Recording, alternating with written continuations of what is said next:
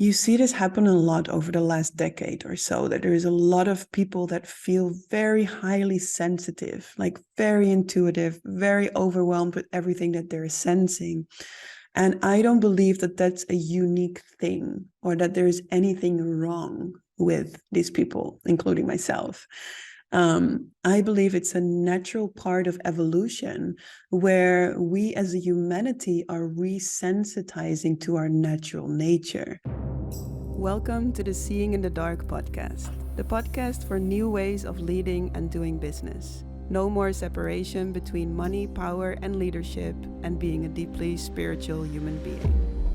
Seeing in the Dark is about walking paths that have not been walked before and truly making a change in a world in which old ways are crumbling. My name is Nicole Nima Costeres, CEO of a multiple six-figure soul-based business, and here to take you into the mysteries of purpose, power, intuition, and soul-based leadership. May you embody your own unique essence so deeply that your vibration naturally teaches, inspires, and assists others. Let's dive in. Welcome, everyone. This week, we are diving into dealing with energies and emotions that you pick up on. It's a huge theme throughout all of my life, to be honest. And today I want to share with you some perspectives on what it means when you pick up so much energies and emotions from others. So first of all, I just want to rewind back into my life. And specifically when I was a teenager, I would feel really, really, really tired. I would feel really, really tired. I would sense everything that was going on around me. Like the moment I enter into the house, I can sense the vibe that is there. The moment I meet a person, I could sense if this person was feeling well or not well. The moment I would meet children, I would be really aware of what's alive in them. Even also the worlds that were not so visible, right? I would feel the spirit world. There was so many different directions of input of energies and emotions that I would pick up on, that my body was feeling exhausted, really, really tired. Now, what was also happening during my time as a teenager is that I was very new still with welcoming my own emotions, with letting the energy in my own body flow. So overall, there was a lot of stagnation in the energy that was moving through my own body. And this is one of the first things that I discovered when it comes to picking up energies and emotions from others. When my body in that time was not really flowing and welcoming of my own emotions and energies, meaning the flow in my own energy was quite stuck or slow or stagnant. Therefore, when I would pick up on other people's energies and emotions, they could not really move through. And so they would also get stuck. And I would become this sponge that felt really, really full with all kinds of emotions and energies. Now, if you relate with this in any way, then what I discovered is that the more you start to make space inside of your own body, welcoming all those emotions and energies within yourself, the more also the energies and emotions that you pick up on from others will be allowed to move through as well. Yeah. So some things that can make that difficult for those emotions to flow through, like I said, it could be when we are still emotionally quite young and the emotions don't really have space to flow through. But also when you, for example, grow up feeling really responsible for the people around you, then there is also a tendency to take on things. So it's not even that you are sensing those things in the other, but something subconsciously, unconsciously, is taking those things on because something inside of you believes that if I take this on, the other doesn't have to carry it anymore, which of course is not true, because what I discovered along the way is that over responsibility is actually a way to avoid your own vulnerability. Yeah. Because the moment we decide to take on something from another, it's only because we cannot handle our own grief or our own pain if we would accept the situation as it is. Right? So the cure, let's say the cure for feeling over responsible or really wanting to help others from a place that is maybe not so healthy, the cure for that is to access a place where you can embrace the situation fully as it is and welcome your grief and your pain in connection to that. And the more you can do that, the more you can embrace others exactly as they are, release that sense of over responsibility or the need to take on things, the less you will feel the need to become a sponge and absorb everything that is going on around you.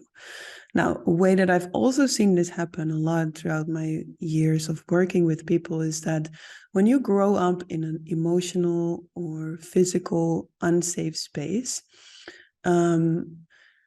you tend to grow really sensitive tentacles for everything that is going on, right? So it's like there is this alertness and sometimes hyper alertness for everything that is going on around you, which is like an amazing way in a way to develop your psychic abilities and your psychic senses, but it's also not a really healthy way, right? It's a bit of a sad way, but still it happens.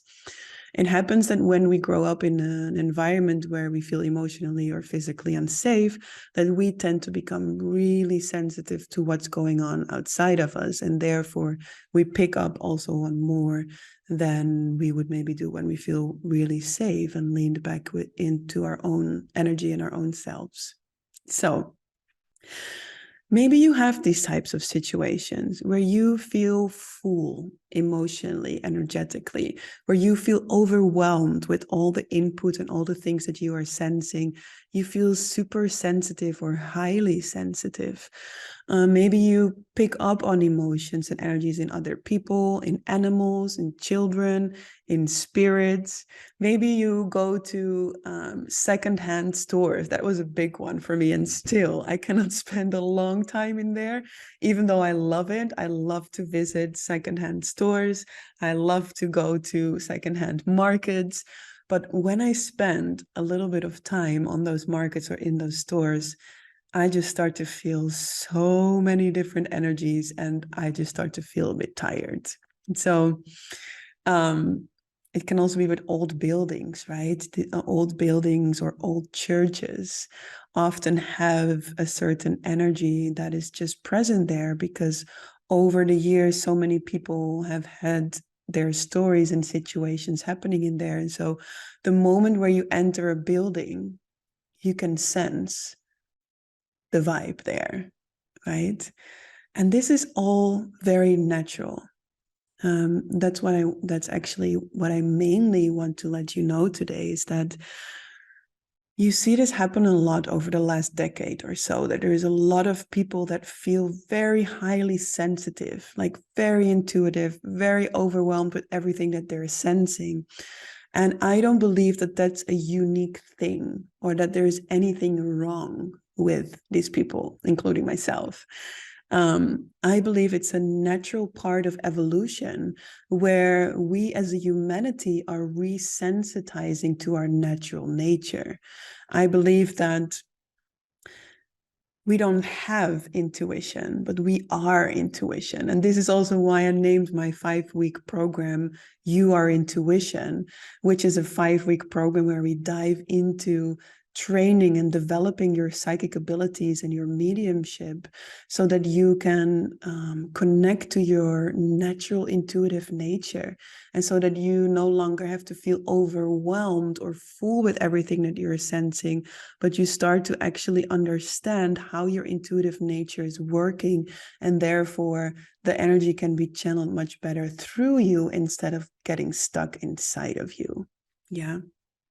So I believe it's natural to feel all this. I mean, look even at little kids, right? Little kids are naturally super sensitive to everything that is going on inside of them, around them, and even beyond what is visible in the spirit realms. Like a friend of mine, she like her daughter is now much older, but when her daughter was little, there were moments where she would go into the hall and she would just start talking.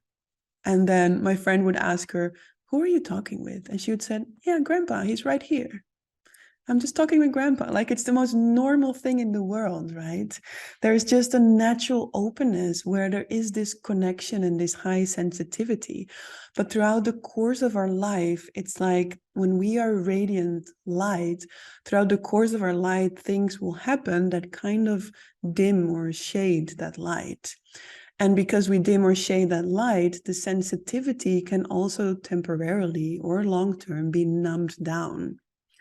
Because when I look back in my life, there are so many, especially as a teenager, early 20s, so many places in my body that would just be numbed out from all the things that I had been absorbing or all the things that I had not been digesting in my life.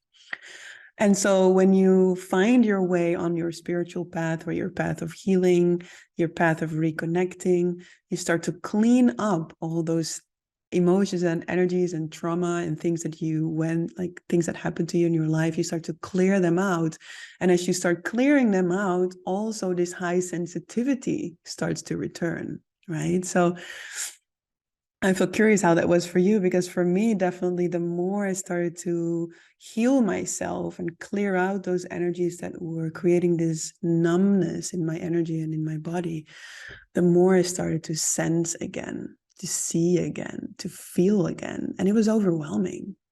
So, especially in the beginning, when our body is opening again to our natural sensitivity, because it is natural. There's nothing wrong with you when you are highly sensitive. This is your natural nature. It doesn't have to be overwhelming. That's the good news. So, especially in the beginning, when I started to open again to this high sensitivity, like in my end teenage, early 20s, something like that, I needed support from two things. I needed support actually from three things, but the first two I want to share with you is I needed to be aware of energetic hygiene, meaning I needed to support my body a lot with cleaning up that energy inside that was not moving necessarily very naturally by itself. So one of my favorite ways to do this energetic hygiene was to take showers and imagine that all the energy that I no longer need and all the energy that is not mine, I would just wash it down into the drain. I just imagine that the shower would just rinse my energy clean and it would all just go down the drain, everything that is not mine and everything that I no longer need. Massive support for me. Also, just walking outside barefoot and giving everything back to the earth, like practices like that. And I go into many more into the program, Your Intuition, that is starting soon, in the 5-week journey into your psychic abilities and mediumship. We're very much going also into energetic hygiene and how you can support your energy to stay open and to stay clean. Now, today, I'm still using those tools, much less than what I did when I did at the beginning, but still, energetic hygiene is such an important part of keeping our energy open and clean and available and clear. And the second thing I wanted to share with you is protecting your energy. And I do have to say that my perspective has changed about this over the last few years, because in the beginning, it was very, very supportive for me to protect my energy, meaning maybe I was visualizing a white light around me. Maybe there were mirrors around me that would reflect the energy from others back to the person that belonged to. There were all these different ways. I had like a cream, like from, I think it was called Argentum Metallicum from Veleda. I don't even know if that exists anymore, this cream, but I would put this cream on my solar plexus and it would protect the input of information because it had a little bit of metal in it, and it would kind of reflect the energy back that would come into there. And I had massive support from these ways of protecting my energy. But what I started to discover over time is that protecting my energy started to cost me energy, right? It was like I felt this need, like, oh, I need to protect myself because otherwise maybe I'm not safe, and I need to do this, like I need to protect myself. And it started to become a contraction instead of a support. And so there was a moment where I released the need to protect myself, because I believe that when our body and being can truly be open and receptive, whatever energy we meet along the way can then just naturally move through. So it's okay if you feel another person's anger. Just feel it, stay open, and it can naturally move through. It's okay if you feel another person's grief. Just stay open and it will naturally move through. And so over the years, I released for myself the need to protect myself, because I believe that whatever I meet on the way can naturally move through. And if it doesn't naturally move through, there is something to look at for me, because it's triggering something in me that is not fully freed up yet. And it's wanting to be freed up. That's why it's getting triggered, right? So I always say at this point when I'm teaching, if protecting your energy feels aligned, go with it. But the moment you start to do it from a place that you feel like you have to, otherwise you're not safe, or you feel like there's actually a fear of what might happen when you don't, my invitation would be to explore that space. Because I believe that our natural state is openness. Our natural state doesn't need protection, because everything can simply move through freely. Amazing. So the third one, and that's why I said there's two things, but actually the third one that really, really helped me was to actually train my intuitive gifts. It was to do my 3-year studies with evidence-based mediumship, that I find such a deep understanding on how it actually works when I sense something from the other. How does that actually work inside my body? Like, how do my psychic senses work? How does my clairvoyance work? My clairaudience, my clairsentience, and if you're like, what is all that? Then I recommend you watch the episode, Your 6 Psychic Senses, and I go in depth into what I mean with these. But they're basically the senses that work beyond what is visible. So it's the senses that help you sense energy in others, that help you sense energy in spaces, that help you sense to pick up on things that are beyond the physical senses. Amazing. So training my psychic abilities and training my intuitive gifts changed it from something that I would feel overwhelmed by, or that I feel that's something that would happen to me accidentally or beyond my control, change into something that actually became really clear, that actually I felt I can relax into my intuitive gifts and enjoy it as a gift and no longer as a burden. And this is one of the main pillars of the program, Your Intuition, that when you experience yourself as someone who is highly sensitive, and you're also like struggling with that, or you feel there is a deeper potential in that, but you don't know really how to tap into that or how to unpack that, then Your Intuition, the program, will support you, because step by step you will understand more and more how the language of energy works through you, how you can turn this longing or this overwhelm into a gift of your intuition, so that your intuitive gifts can truly be of service to the world, so that you can weave it into your work as a coach, as a body worker, as a healer, as a writer, as a creative, or as a stay-at-home person. Like, it doesn't have to be for your work, but I do believe that deepening your psychic abilities and mediumship is amazing to weave into your work. And it doesn't even have to be spiritual work. It can be that you weave it into your work as a lawyer or as someone who works at the bank. It doesn't matter, because I believe that For everybody on earth, our intuition is awakening so much. We have no idea about the potential of our intuition. It is literally insane. Like, I have touched upon parts of my intuition when I was spending my time in dark retreats.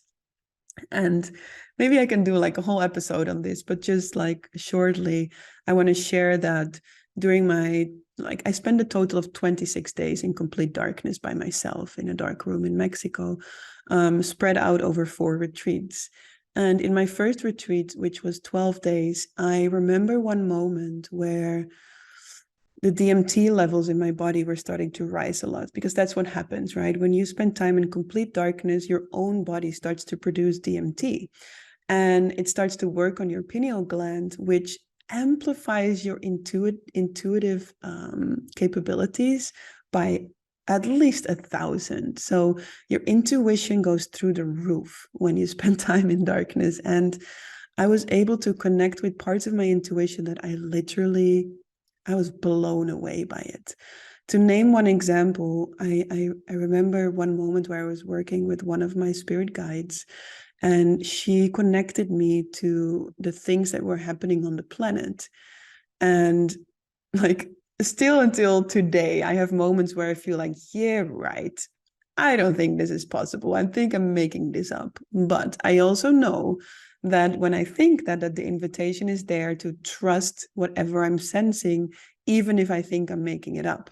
It's also a really important part of the program, Your Intuition, that I invite the participants, everybody who's joining, to trust what you are sensing, especially when you think you are making it up, because there could be something really, really profound happening there.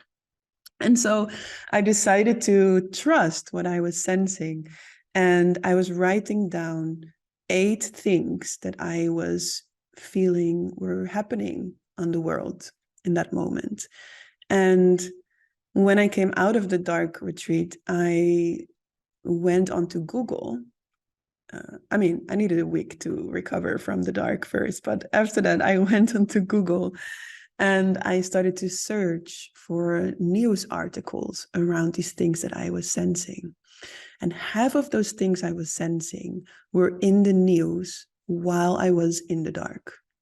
It was insane. I was literally like, what is this? Half of the things were in the news while I was in the dark, and the other 4 I was able to find, not necessarily in that moment, but I was able to find some connection to the news as well. So not all of them were right, but half of them were happening while I was in the dark. And so that is incredible, right? We have such an incredible potential in our intuition. Everybody can develop their intuition. It doesn't matter where you are right now in connection to your intuition, to your psychic abilities, to your ability to sense others or to pick up on energies. It doesn't matter. Wherever you are, you can develop it further. And when you do so, you will be blown away by the potential of your intuition.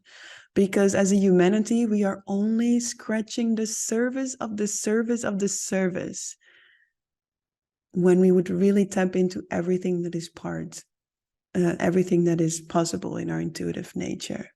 So